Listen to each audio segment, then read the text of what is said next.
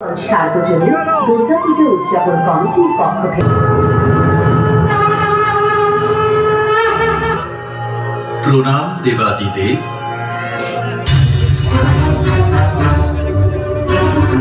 আর বেশি সময় নেই দেব। সতী এখনো প্রস্তুত নয়। যে পরিণাম আমরা পেতে চাই তার জন্য শীঘ্রই কিছু করতে হবে। সতী খুব শীঘ্রই তার সাধনা আরম্ভ করবে না?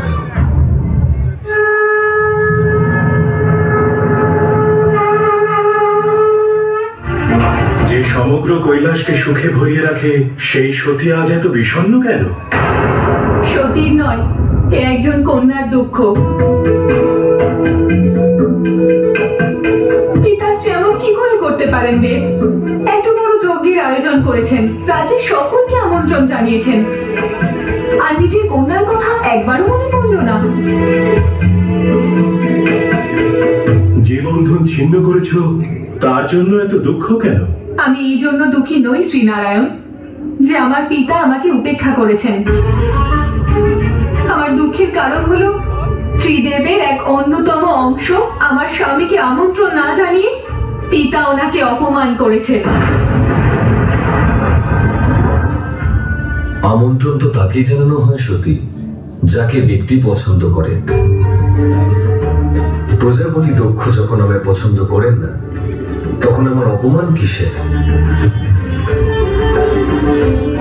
কিন্তু এ তো আমার অপমান দেব। আমি ওনার কন্যা, ওনার রক্ত, আর আপনি আমার স্বামী। ওনাকে যেমন পিতা বলে গ্রহণ করেছি, ওনারও আপনাকে আমার স্বামী হিসেবে গ্রহণ করতে হবে। আর উনি যদি তা না করে তাহলে ওনাকে বাধ্য করবো আমি। চলুন মহাদেব, আমাদের সেই যজ্ঞে যেতেই হবে। তুমি তোমার পিতার সহিত সাক্ষাৎ করতে চাও, কিন্তু এই যজ্ঞ প্রজাপতি দক্ষ করছেন। বিনা নিমন্ত্রণে কোথাও যাওয়া তোমাকে শোভা পায় না সতী। আপনি আমার সাথে থাকলে সমস্ত কিছু শুভদেব। একজন কন্যার তার পিতার গৃহে যাওয়ার জন্য নিমন্ত্রণের কোনো প্রয়োজন নেই। তোমাকে আহ্বান না করা পর্যন্ত তোমার যাওয়া উচিত নয় সতী। আপনি না যেতে চাইলে আমি আপনাকে বাধ্য করব না, আর আপনিও আমাকে কোনো বাধা দেবেন না। আমার দিব্যি রইল মহাদেব, না আপনি আমায় বাধা দেবেন আর না আপনি আমার কাছে আসবেন, ততক্ষণ যতক্ষণ না সত্যি নিজে আপনাকে ডাকছে।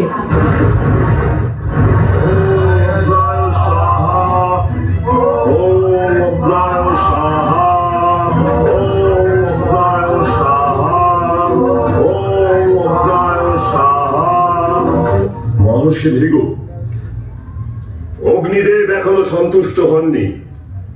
অগ্নি এখনো আহুতির পিপাসু হয়ে আছে।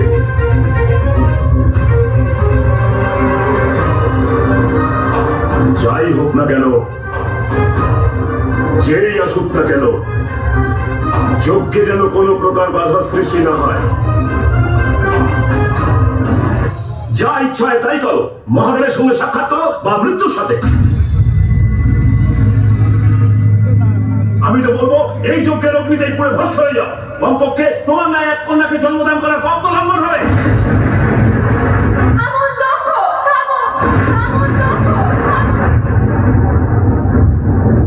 আমি চাইলে এই মুহূর্তেই আপনাকে ভস্ম করে দিতে পারি আর এক নতুন প্রারম্ভের সূত্রপাত করতে পারি, কিন্তু আমার সমগ্র শরীরে আপনারই রক্ত বইছে।